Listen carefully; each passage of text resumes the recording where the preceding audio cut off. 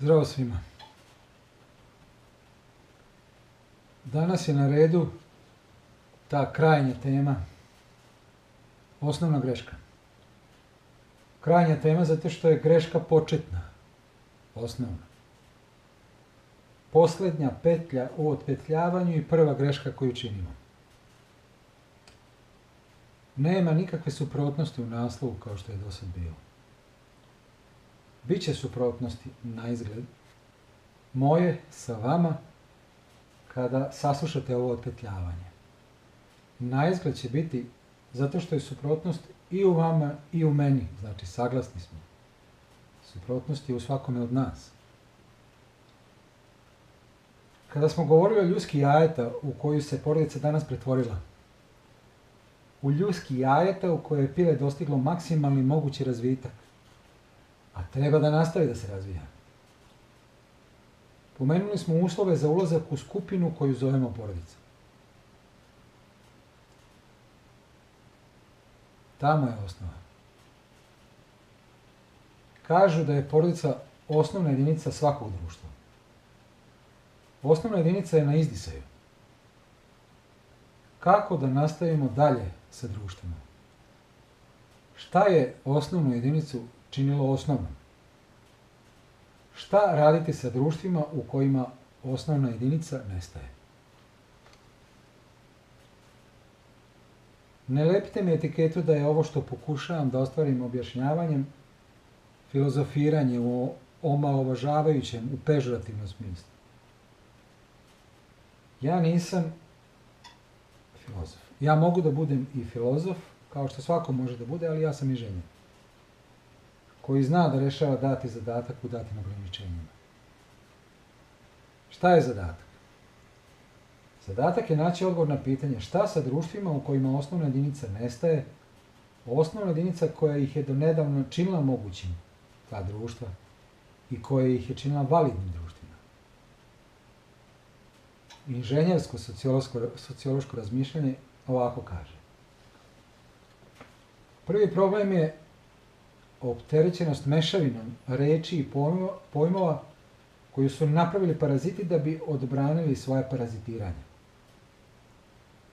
Protiv te opterećenosti je bilo usmereno pričanje u svih prethodnih 12 epizoda inženjerskog nakaradnog rečnika. Nadam se da je bar delimično narušena ta opterećenost. Da pojmovima pristupamo bar malo rasterećeni od stanja koje su paraziti stvorili. Njihov način delovanja ima mnogo raznih formi koji tupe oštricu reči. Jedna od formi je recimo namerno gubljenje iz vida da postoje reči preci i reči potomci, ali ne u ovoj lingvističkoj formi.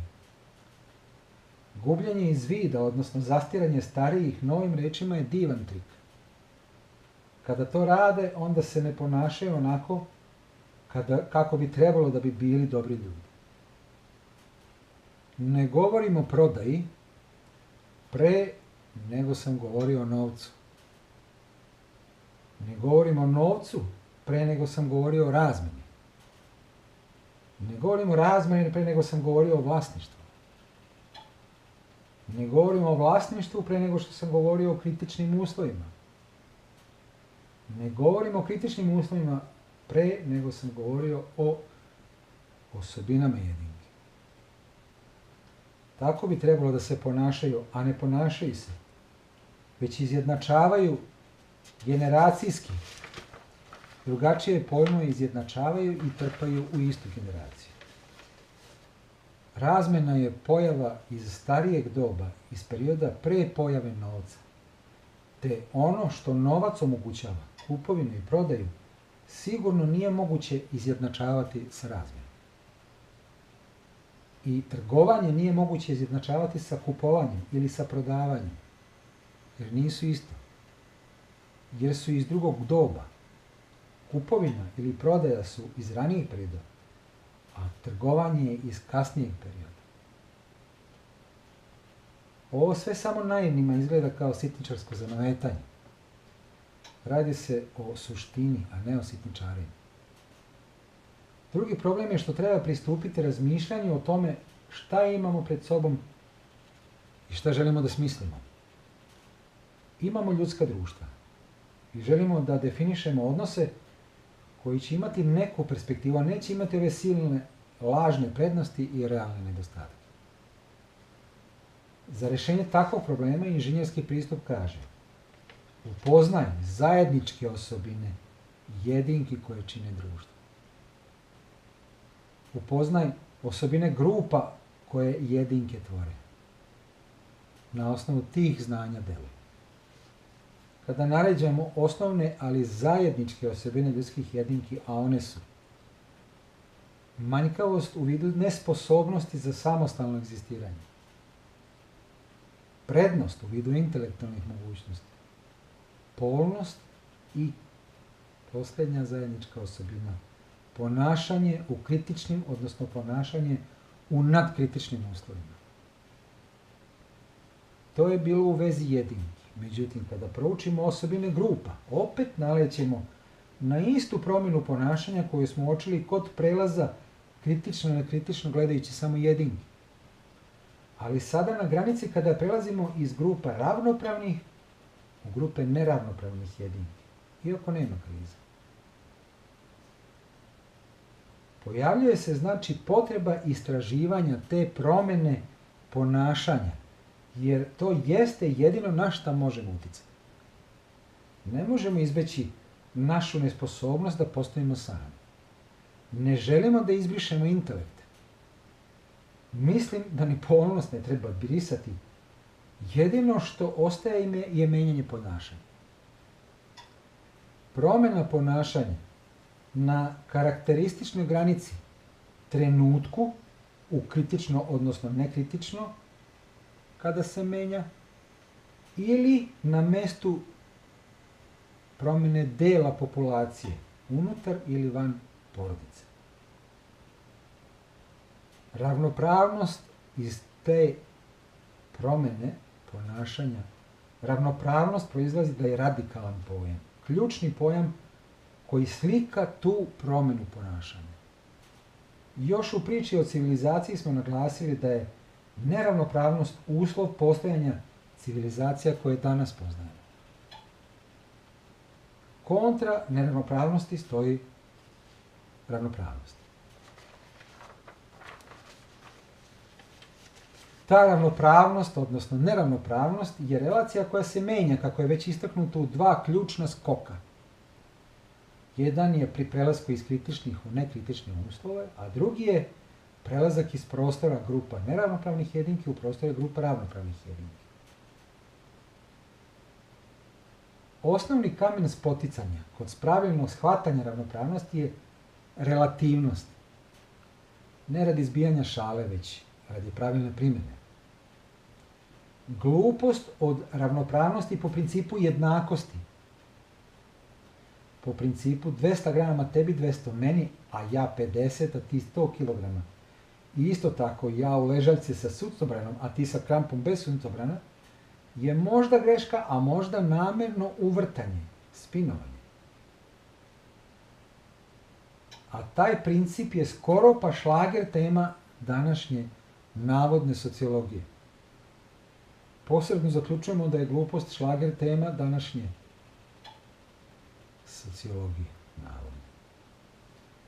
Pomoću gornjih navoda stvaramo vrlo interesantnu lupu za gledanje i na istoriju, i na svakodnevicu, i na sebe, i na svoje, i na ostale. Dobijamo sa jedne strane tabelu odlika ljudskih grupa, sa druge strane tabelu osobina ljudskih jedinki. Nju sam ja dobio za sebe i iste takve tabele možete i vi da dobijete. Za sebe. Možete da gledate i moje tabele, ne smeta mi. No osnova za iste je bazna greška. Ona jadnica je jednostavna, suviše je jednostavna.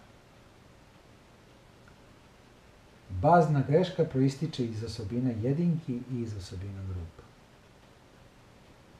Bazna greška glasi: